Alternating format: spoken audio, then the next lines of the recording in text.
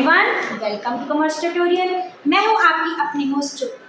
आज हम कंटिन्यू करने जा रहे हैं 10th की हिस्ट्री का चैप्टर नेशनलिज्म इन इंडिया।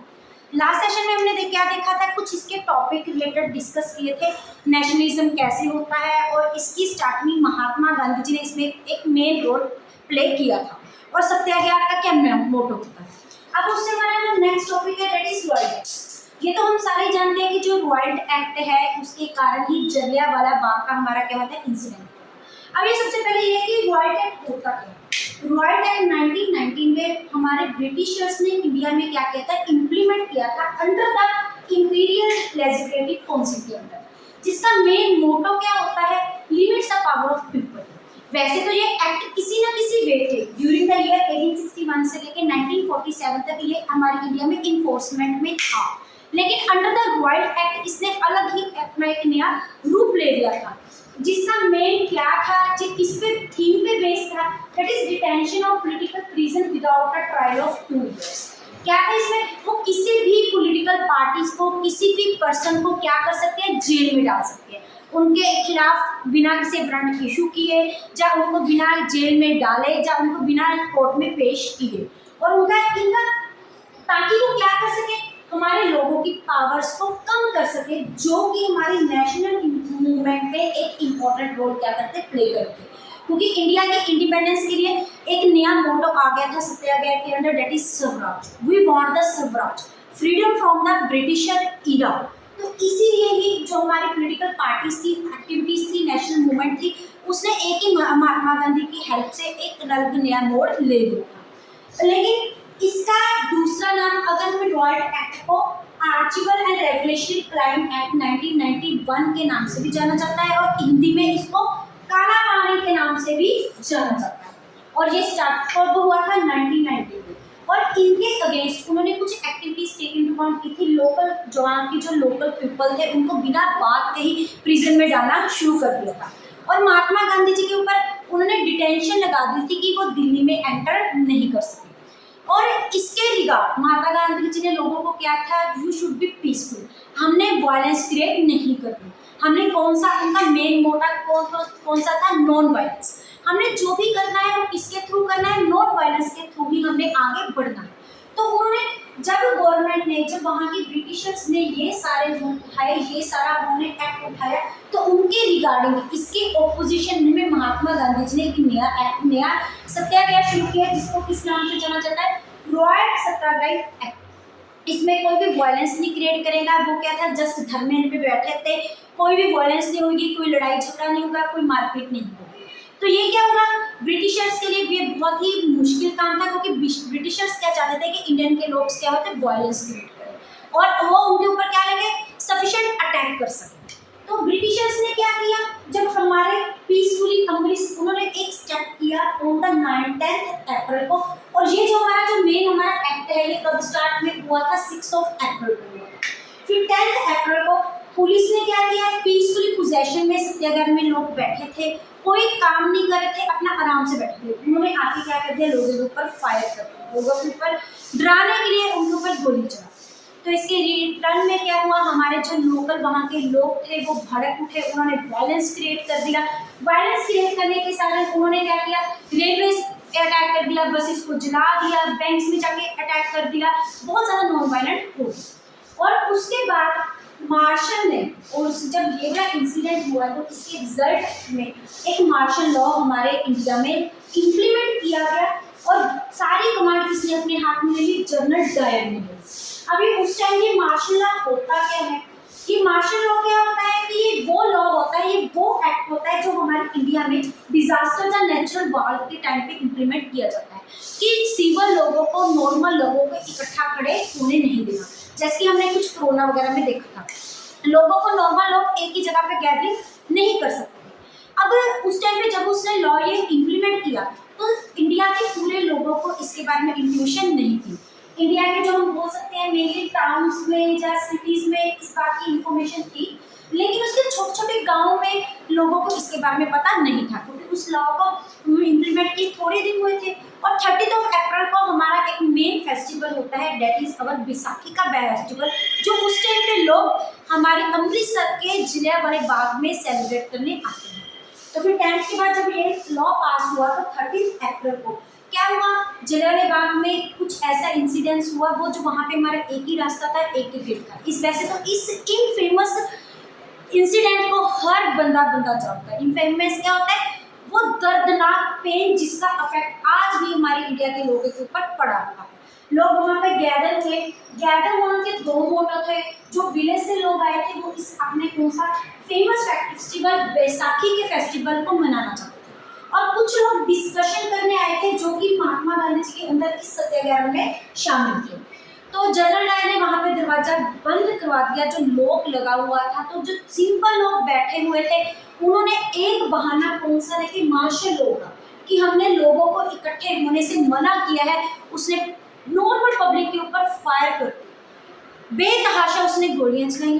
कई लोग वहाँ पे बहुत ज़्यादा लोग मारे भी गए, कई लोग के वहाँ पे एक कुआं था वहाँ पे गिरे, छलांग लगा दी, so that they jump into it कि वो बच जाए, पर इवेंचुअली लाखों गिनती में वहाँ पे लोग मर गए। और जिसका मेन उनका इस चीज को क्रिएट करने का जनरल डायर का मेन एम क्या था, प्रोड्यूस ए मोरल इफेक्ट। इनके ऊपर ऐसा इफेक्ट लोगों के सत्याग्रह इसके ऊपर पाया जाए कि जिसके कारण वो टेरर और अपने अगे से डर जाए और वो स्वराज का मोटो छोड़। तो इसके रिटर्न में पीपल बहुत ज़्यादा भड़क गई, अमृतसर की रोड्स में बहुत ज़्यादा क्राउड हो गया। लोगों ने क्या किया, स्ट्राइक्स पे चले गए, पुलिस के साथ हाथापाई पे बुलाए। इसके बाद जितने भी गवर्नमेंट पार्लियामेंट से उन्होंने क्या कहते हैं उसके ऊपर अटैक कर दिया। जब महात्मा गांधी जी ने देखा कि ये जो उन्होंने मूवमेंट स्टार्ट की है रॉयल एक्ट के अगेंस्ट, उन्होंने अटैक स्टार्ट किया है, ये वायलेंस का रूप ले रहा है, तो उन्होंने ये डिसीजन लिया कि इसको क्या कर दिए, ऑफियर कर दिया जाए, इस रॉयल एक्ट के अगेंस्ट जो उनका सत्याग्रह उसको बंद कर दिया जाए।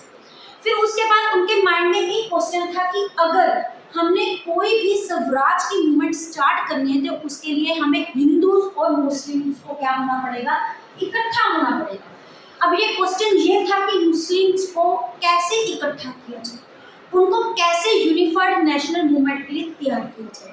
तो इसके लिए उन्हें बहुत अच्छा जरिया मिला, दैट इज खिलाफत इशू, जिसको उन्होंने प्रॉफिट में लेके हमारे हिंदू और मुस्लिम भाइयों को क्या किया, इकट्ठा किया। अभी उस टाइम पे खिलाफत इशू क्या था, खिलाफत इशू था during the first world war, जो कि फर्स्ट वर्ल्ड वॉर हमारी हुई थी वो किन किन के अंडर हुई थी, that was between the alliance power and the central. अब ये अलायंस पावर में कौन सी आती है countries, there is Britain, Russia, France and United States. दूसरा जो हमारे सेंट्रल में थी उसमें क्या था, जर्मनी, ऑस्ट्रेलिया, हंगरी और ऑटोनॉमिक तुर्की।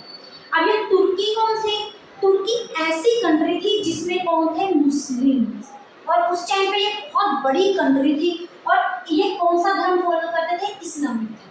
और ये तो हमने लास्ट सेशन में देखा था, जब फर्स्ट वर्ल्ड वॉर हुई थी किसकी जीत हुई थी, हमारी ब्रिटेन की जीत हुई थी। तो ब्रिटेन ने हम क्या किया था, इस तुर्की पे ऑटोनॉमिक तुर्की पे हार्श पीस ट्रीटी क्या थी, इम्पोजिशन की थी। ये हार्श पीस ट्रीटी क्या होती है, ये एक तरह की पनिशमेंट होती है और ये अनफेयर जस्टिस होता है जो किसके खिलाफ लिया जाता है, हेड ऑफ द स्टेट के खिलाफ। और उनका जो हेड ऑफ द स्टेट था वो क्या था, खलीफा था, और जिसको जो इस्लामिक धर्म में वो अपना क्या मानते हैं, गॉड मानते हैं। और यही रीजन था कि उस टाइम जो मुस्लिम थे वो ब्रिटेन के क्या हुए थे, खिलाफ हुए थे। और इस पॉइंट का बेनिफिट लेके महात्मा गांधी जी ने 1919 में एक सेशन किया अरेंज इनके साथ में जो उस टाइम के मुस्लिम लीडर थे, जिसमें कौन शामिल था, मोहम्मद अली और शौकत अली। और इसके कारण उन्होंने क्या किया, एक unified national movement start. Unified national movement में क्या था, मुस्लिम और हिंदू इकट्ठे हो गए और उन्होंने क्या शुरू किया, एक नया नारा, दैट इज स्वराज। जिसके कारण जो मेन इसका जो कंडीशन थी, यहाँ पे तो सिर्फ लीडर स्टार्ट हुए थे, फिर उन लीडर्स ने 9 सितंबर 1920 में कोलकाता में क्या रखा, कांग्रेस की पार्टी में एक सेशन रखा जिसमें नॉर्मल पब्लिक मुस्लिम्स को भी उन्होंने अपने साथ लिया। और उसके बाद हमारी इंडिया की सबसे बड़ी movement that is non cooperation movement start की गई इन द 1920, जिसका मोटो क्या था? हमारे महात्मा गांधी जी ने एक आइडिया दिया कि ब्रिटिशर्स हमारे ऊपर राज करते हैं, उन्होंने हमें स्लेव बनाया है। उसका रीजन क्या है? हम उनकी एक्सप्लॉयटेशन को क्या कर रहे हैं? बियर कर रहे हैं। मींस हम उनके साथ क्या कर रहे हैं? कोऑपरेट कर रहे हैं। अगर हम उनके साथ कोऑपरेट करना बंद कर देंगे तो क्या हो जाएगी? Non cooperation. तो एक हम उनके ऑपोजिट चले जाएंगे। As the result we will start the idea of swaraj, और एक दिन हमारी इंडिया को क्या मिल जाएगी? इंडिपेंडेंस मिल जाएगी। और जब ये 1920 में स्टार्ट हुई तो ये एक ही स्टेज में इसने वर्कआउट नहीं किया। इस मूवमेंट इसने अलग अलग स्टेजेस में इसको टेक इनटू अकाउंट किया। फर्स्ट स्टेज में क्या किया? बॉयकॉट मोटो इसका रखा। बॉयकॉट क्या था? इंडियंस के लोगों ने सबसे पहले फॉरेन कंट्रीज के कपड़ों को क्या किया? बॉयकॉट, जिसके अफेक्ट क्या हुआ? हमने क्या बोला? We will only prescribe our Indian cloth. वहां से इंपोर्ट बनाना, प्रोडक्ट्स को, क्लोथ्स को इंपोर्ट करवाना बंद कर दिया। यहाँ पे उसकी सेल बंद कर दी, परचेज बंद कर दी। तो इंडस्ट्रीज ने भी क्या किया? ब्रिटिशर्स के प्रोडक्ट को परचेज करना बंद कर दिया, जिसके कारण दूसरी तरफ हमें एक प्रॉफिट हुआ। वो क्या हुई? Increase the demand of Indian culture as well as the cloth. दूसरे पॉइंट में उन्होंने क्या किया? जितने भी टीचर्स थे, जितने भी हेडमास्टर थे, उन्होंने क्या कर दिया? गवर्नमेंट की जॉब्स को क्या कर दिया? छोड़ दिया कि we will going to leave in, and they join the cooperation movement. अब उसके बाद सिर्फ फिर लायर्स आए आगे। लायर्स ने क्या किया? उन्होंने गवर्नमेंट की पोस्ट छोड़ दी, उन्होंने सेशन जज में कोर्ट में जाना बंद कर दिया, and they going to join the non cooperation movement. Affect इसका इतना ज़्यादा बढ़ गया कि 1920 में वहाँ पे काउंसिल के, हमारी इंडिया के ब्रिटिशर्स ने अलाउ किया था कि काउंसिल के इलेक्शन मस्ट बी कंडक्टेड। सारी प्रोविंसेस, सारी स्टेट को छोड़ के एक मद्रास की प्रोविंस थी जिन्होंने इस कांग्रेस की इलेक्शन को क्या किया कि हमने ये इलेक्शन करवाना ही करवाना। और क्यों? वहाँ पे कौन से मेंबर शामिल थे? Non Brahmins. नॉन ब्राह्मण्स बोल सकते हैं थर्ड क्लास, लोअर क्लास। इससे पहले सिर्फ और सिर्फ ब्राह्मण्स को था कि वो इलेक्शंस को क्या कर सकते थे? टेक इनटू अकाउंट कर सकते थे। तो इंदौर में क्या किया शुरू हो गए? क्लैशेस शुरू हो गए। लेकिन इन द नवंबर 1920 में कांग्रेस की मीटिंग अटेंड हुई। कांग्रेस की मीटिंग अटेंड होने के कारण जितने भी लीडर्स थे हर प्रोविंसेस में, जिसमें इंक्लूडिंग मद्रास, उन्होंने इनको आके अटेंड किया और एक कॉम्प्रोमाइज हुआ बीच में। और उसके बाद पूरे वर्ल्ड में नॉन कोऑपरेशन मूवमेंट को क्या किया, अडॉप्ट कर लिया, और उन्होंने क्या कहते हैं अपना सेशन स्टार्ट। ये था हमारा आज का टॉपिक, जिसमें हमने क्या देखा? एक रॉयल एक्ट, उसके बाद खिलाफत इशू, एक नॉन कोऑपरेशन मूवमेंट। अगर आप इनका स्क्रीनशॉट लेना चाहते हैं तो ले सकते हैं। वीडियो अच्छी लगे इसको लाइक करें, ज़्यादा से ज़्यादा शेयर करें, चैनल को सब्सक्राइब करना ना भूलें। Thank you, have a nice